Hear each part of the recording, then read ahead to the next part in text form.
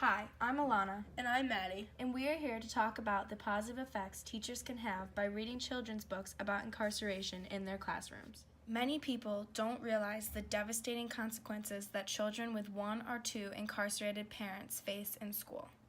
These students frequently experience bullying from their peers and develop bad behaviors in their classroom because of it. The traumatizing events often results in the students forming a distrust for the authoritative figures such as police and can even include their teachers. It doesn't even matter if all they're doing is trying to help them.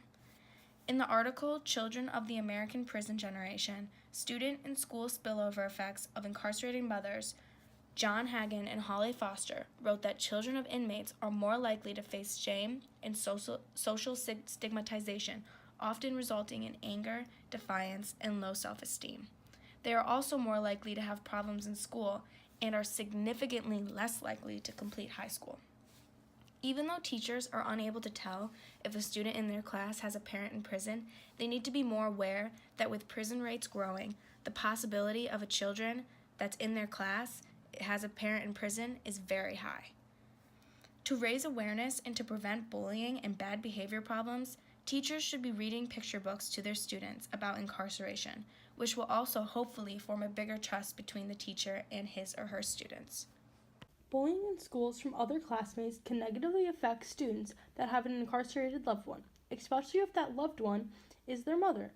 In Children of the American Prison Generation, Students and School Spillover Effects of Incarcerated Mothers, John Haggett and Holly Foster stated that students with incarcerated mothers have more damaging effects on how the students are received and treated at schools than other students with incarcerated fathers. Evidence we found shows us that the mothers have a better connection with their child.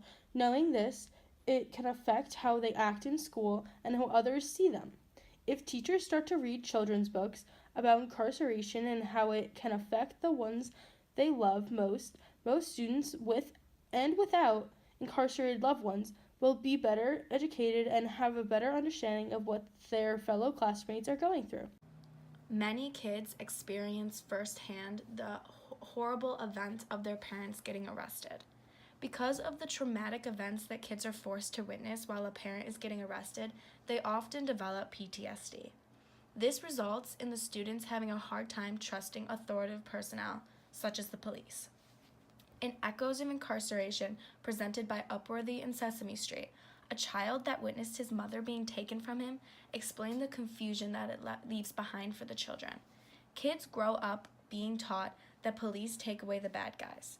When the police take away a child's parent that loved them and cared for them their whole life, it leaves a lingering question: who are the real bad guys? In the book, All Alone in the World, Nell Bernstein explained that 70% of children end up with PTSD after watching their parents get taken from their homes. If teachers choose picture books that help explain that police are not out to get them and intentionally damage their family, then the students can have a better understanding of what really happened that night.